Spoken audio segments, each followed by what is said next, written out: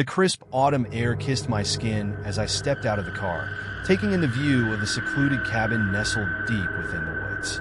After months of working without a break, the idea of disconnecting for a weekend seemed like a dream. The cabin was simple, a wooden structure that looked like it had seen better days, but it was peaceful, just what I needed. I carried my bags inside, the floorboards creaking beneath my feet, the faint smell of pine and old wood filling the air. There was a sense of age about the place, something worn yet comforting, like a forgotten relic. I quickly unpacked, eager to settle into the weekend of solitude and relaxation. No calls, no emails, just me, nature, and a good book. As the sun began to set, I lit the small fireplace in the corner and sat down on the worn leather armchair. The crackling of the fire was soothing, a reminder that I was far away from the hustle of everyday life. It didn't take long for the sense of relaxation to wash over me, and I let myself sink into the quietude, with nothing but the sounds of nature outside. The wind rustled the trees, and occasionally, I'd hear the distant call of a bird. It was perfect, until it wasn't. The first sign came later that evening. I was curled up with my book, half dozing as the fire dimmed, when I heard it. Faint footsteps on the wooden porch outside. At first, I thought it was my imagination. No one else was supposed to be here. The nearest town was miles away, and I hadn't seen a single car on the long dirt road that led to the cabin. I told myself it was probably an animal, maybe a deer or some other woodland creature. But then I heard it again, footsteps deliberate and slow, pacing just outside the door. My heart began to race. I strained to listen, but the footsteps stopped. Silence settled over the cabin again, the only sound coming from the crackling of the fire. I held my breath for a moment, waiting. Nothing. I laughed at myself, shaking off the unease. "You're being ridiculous, Emily," I muttered, trying to sound confident even though the hairs on the back of my neck were standing on end. It was probably just the wind, I reasoned. After all, I was alone out here, right? The next morning, I woke early, the event of the previous night, a fading memory. The sunlight streamed through the small windows, and I felt silly for letting my imagination run wild. I brewed some coffee and decided to take a walk through the surrounding woods, hoping to clear my head. As I stepped out onto the porch, I froze. The footsteps, the ones I had heard the night before, had left a trail. Clear, unmistakable footprints. They circled the cabin, leading from one end of the porch to the other, disappearing into the woods beyond. My stomach churned with unease, but I brushed it off. Maybe it had been an animal after all. I hadn't exactly been in the mood to check in the dark last night. The walk through the forest was peaceful, the towering trees blocking out most of the sunlight, casting the woods in a serene, shadowy glow. But no matter how much I tried to enjoy the tranquility, I couldn't shake the feeling that I was being watched. Every rustle of leaves, every snap of a twig made me glance over my shoulder. There was nothing there, but the sensation lingered, prickling at my senses. When I returned to the cabin, I noticed something odd. My things, the book I had been reading, my jacket draped over the armchair, even the coffee mug I had left on the kitchen counter, had been moved. Not dramatically, but just enough that I noticed. My book was now on the floor, the mug turned upside down, and the jacket thrown over a different chair. I stood in the middle of the room, my mind racing. Had I moved them? I couldn't remember doing so, but I had been exhausted the night before. Maybe I had done it without realizing. Maybe. That night, the footsteps returned. This time, they were louder, more insistent. Pacing, then stopping, then starting again, as if whoever or whatever was out there was trying to make their presence known. I locked the doors, checked the windows, but it didn't make a difference. The footsteps continued, and then I heard something new, a voice. Low, barely audible, but unmistakable. It whispered my name, Emily. My breath caught in my throat. I pressed my ear to the door, trying to make sense of what I was hearing, but the voice was gone. The footsteps too. All that remained was the sound of my own heart hammering in my chest. I tried to tell myself it was the wind or my mind playing tricks on me, but deep down, I knew that wasn't true. Someone or something was out there. I didn't sleep that night. The next morning, I decided to leave. Whatever was happening, I didn't want to be around to find out. I packed my bags in record time, throwing everything into the suitcase without bothering to fold or organize. I just wanted out, but when I reached for the door, it wouldn't budge. The doorknob turned, but the door wouldn't open. I tried the windows next, same thing. Locked. From the outside. Panic set in. I ran from window to window, door to door, but there was no way out. I was trapped. I screamed for help, but my voice was swallowed by the vastness of the woods. There was no one around to hear me. And then, as the sun dipped below the horizon, I saw him, the figure from the night before. A man, dressed in old hunting clothes, standing just outside the window, watching me. His eyes were dark, empty, his face twisted into a sneer.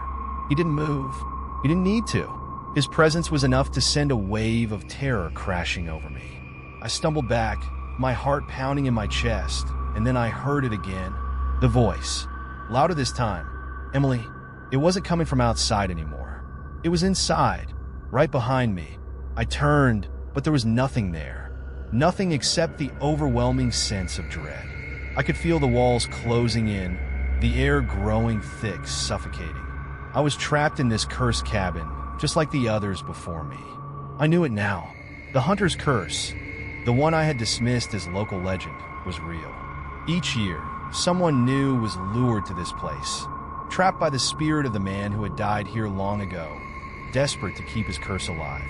I ran to the door, pounding on it, screaming, but it was no use. The whispers grew louder, more insistent, until they filled my head, drowning out all rational thought. As dawn broke, I felt myself slipping away, the cabin's curse wrapping around me like a shroud. I was no longer Emily. I was just another voice in the wind, another part of the cabin's twisted legacy. And when the next traveler arrives, I'll be there, whispering their name, warning them to leave. But it will already be too late. The orphanage stood like a forgotten relic at the edge of town, a place no one dared visit.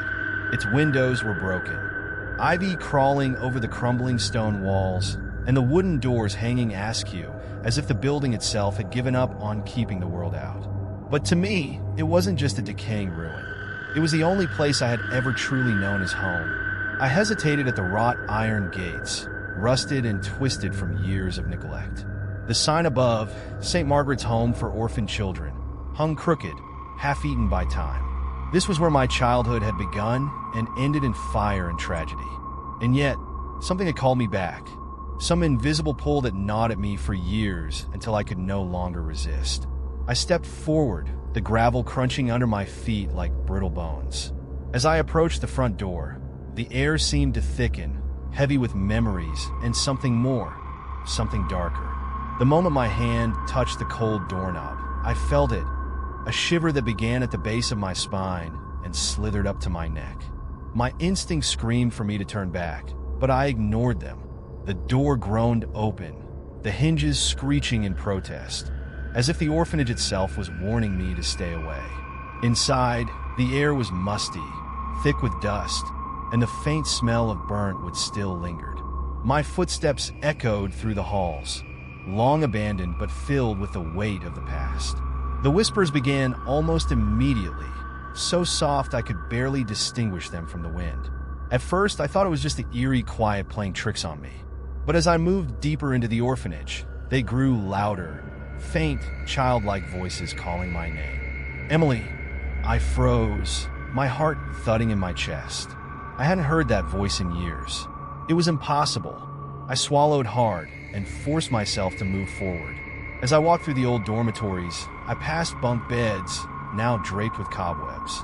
Memories of laughter, of bedtime stories shared with the other children, flooded my mind. I could almost see them, my friends, my family, running through these halls, their faces filled with the kind of joy that could only exist in the innocence of youth. But that innocence had been shattered the night of the fire. I pushed that thought aside and climbed the stairs. The steps creaked under my weight, as though the house was sighing in discontent. I reached the second floor, and the whispers grew louder, more insistent. Emily, come back. I tried to shake off the chill crawling on my arms. They weren't real. They couldn't be. I was just imagining it, that's all. The human brain does strange things in places like this. But as I turned the corner into the main hallway, something caught my eye. A door at the end of the hall. The attic. I hadn't thought about that room in years. It was always locked, even when the orphanage was still active. The older kids used to tell stories about it, about how it was where the bad children went and never returned. I used to laugh it off. Now, as I stared at that door, it felt wrong, like it was waiting for me. The whispers guided me closer. I didn't want to go, but my legs moved on their own, drawn to that forbidden room. When I reached it, I found the door slightly ajar. The air around me was colder now, and the hairs on the back of my neck stood on end. My heart pounded in my ears as I pushed the door open. It groaned loudly, revealing the dark attic, illuminated only by the pale, dying light from a single, dusty window. And there, standing in a circle, were the children. Ghostly, pale, their clothes charred at the edges, their hollow eyes stared right through me. My breath caught in my throat, and I stumbled backward, my body refusing to believe what I was seeing. These were my friends, the ones I thought I had lost in the fire. But they weren't lost, were they? No, they had been waiting here all along. "You left us," one of them said, stepping forward. It was Timmy, his face still cherubic despite the burns marking his skin. He reached out his hand. "You left us to burn." I didn't mean to," I whispered, backing away. "I didn't know." The truth slammed into me like a freight train. The night of the fire, I had been the one who found the exit. I had been the one who made it out. But I hadn't gone back. I hadn't tried to save them. I was too scared, too focused on my own survival. And they had died because of it. "I'm sorry," I choked out. "I'm so sorry." But the children didn't care. They moved closer, their hollow eyes never leaving mine. Their whispers grew louder, more frantic. "Stay with us, Emily. Don't leave us again." I turned and ran, but the door slammed shut before I could reach it. I pounded on it, screaming, begging for help, but no one could hear me. The children's laughter echoed in the room, twisted and eerie, like a nightmare come to life. The air grew thick, suffocating. I could feel their presence closing in around me, their cold hands brushing against my skin. My vision blurred and the world spun. The last thing I heard was their whispers, that terrible laughter ringing in my ears. I woke up in the orphanage. At first, I thought I had escaped, that I had somehow made it out of that cursed attic. But as I walked through the halls, I realized something was different. The orphanage was no longer in ruins. It was as it had been all those years ago, pristine, bustling with life. The children were there, playing, laughing, as though nothing had ever happened. But they weren't real. None of it was. I was trapped. I had become one of them. And now, as I wander these halls, I hear the whispers. They're not calling my name anymore. They're calling someone else. Another child, another lost soul, drawn to the orphanage just like I was. They won't stop. Not until they have them all. Not until they're whole again.